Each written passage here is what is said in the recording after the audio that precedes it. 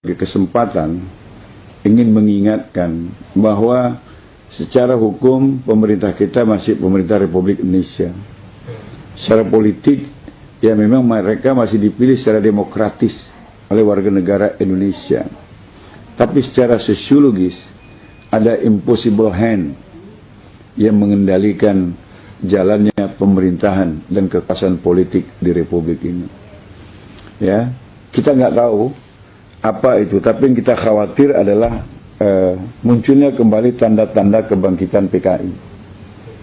Saya guru sejarah 12 tahun. Ya, penatar P4 saya 10 tahun. Saya peserta terbaik 1 penataran P4 tingkat nasional angkatan kelima di Sumatera Utara.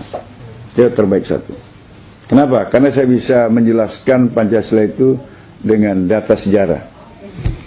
Nah, kenapa saya yang khawatir adalah kebangkitan PKI? Begini, dulu ketika PKI akan bangkit, kondisi yang terjadi sama seperti sekarang. Harga-harga kebutuhan begitu mahal.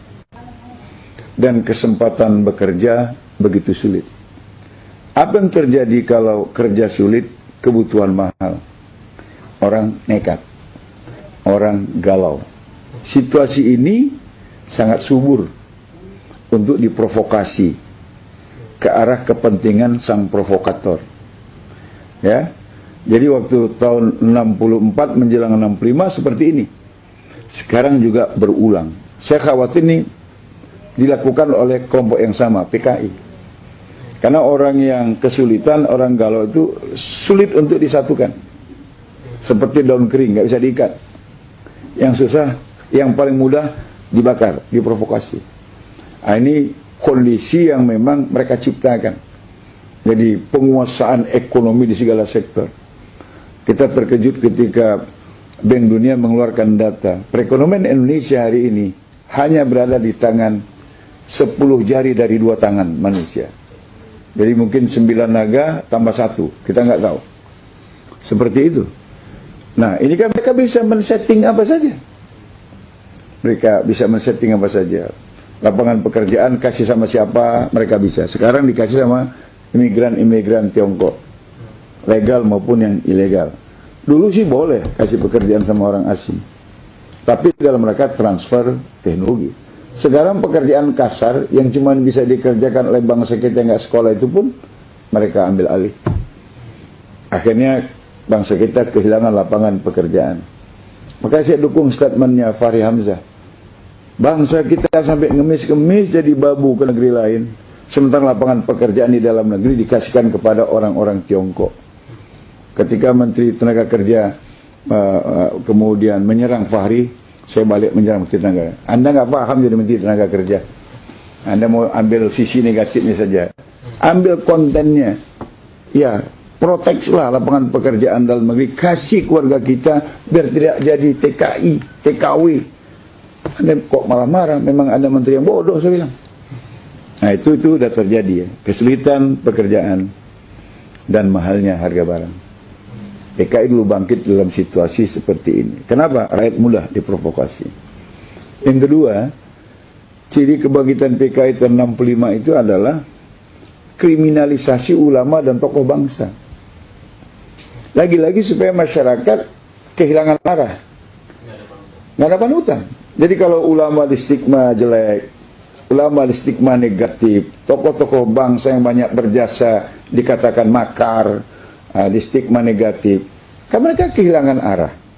Karena tidak punya lagi panutan. Ini juga situasi yang diinginkan PKI. Kemudian pada masa lalu juga ada pendataan ulama. Utama di Pulau Jawa. Dan setelah didata, rata-rata ulama itu matinya tersembelih. Ya? Dan sekarang mungkin penyembelihan secara fisik, orang berpikirlah untuk melakukannya. Tapi penyembelihan secara ideologi, penyembelihan secara spirit, sehingga para ulama tidak lagi bersuara lantang untuk menyatakan kebenaran dan keadilan, itu pasti sudah terjadi. Karena ulama-ulama yang punya suara lantang ini sekarang itu dikriminalisasi. Jadi didata. Ada orang bilang kan nggak salah ulama didata, Romo. untuk meningkatkan kualitas. Ya benar, kalau yang mendata majelis ulama. Kalau yang mendata polisi, masa iya diajarin nembak ulama itu, saya bilang. Diajarin nangkap orang. Ya tujuannya impossible hand. Dan ini pernah terjadi di masa kebangkitan PKI tahun 65.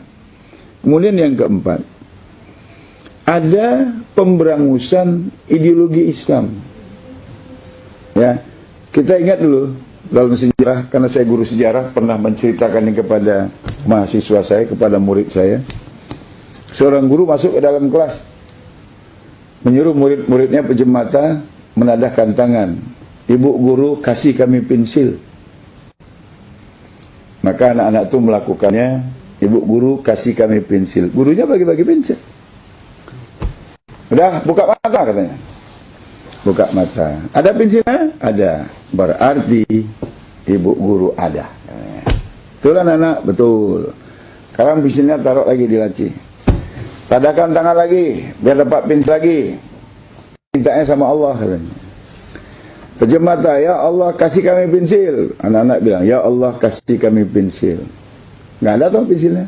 Ada pensilnya anak-anak? Nggak ada. Berarti Tuhan nggak ada. Kata. Dan itu udah terjadi lagi. Kan ada di YouTube.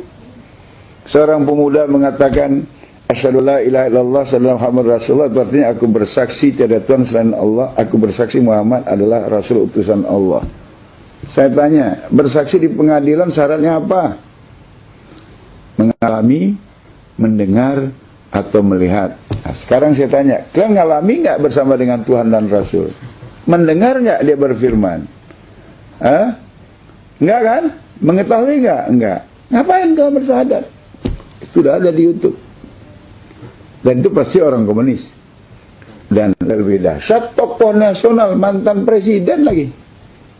Dalam hari ulang tahun partai yang dipimpinnya. Kemudian dengan lantang mengatakan bahwa jangan menganut ideologi tertutup, apalagi sampai percaya pada akhirat.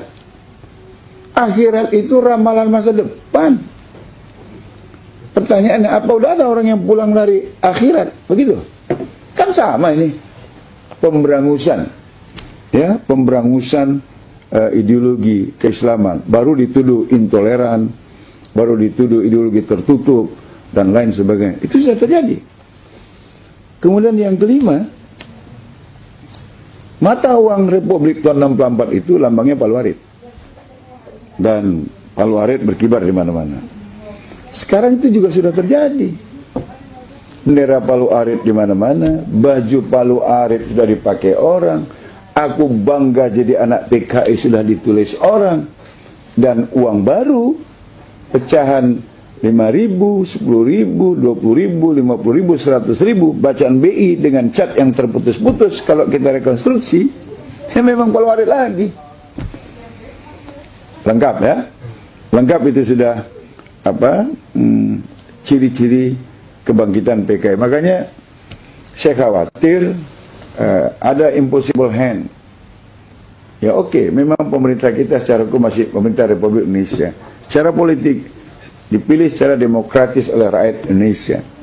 Tapi kenapa kebijakannya seperti ini? Saya khawatir ada kekuatan lain yang paling saya khawatirkan adalah impossible hand. Itu adalah PKI, karena ciri-cirinya udah sama dengan ciri kebangkitan PKI tahun 65 yang lalu. Dan ini patut diwaspadai oleh semua pihak, semua agama. Karena kalau PKI berkuasa, bukan cuma umat Islam yang dihabisi, tapi semua mereka yang yakin kepada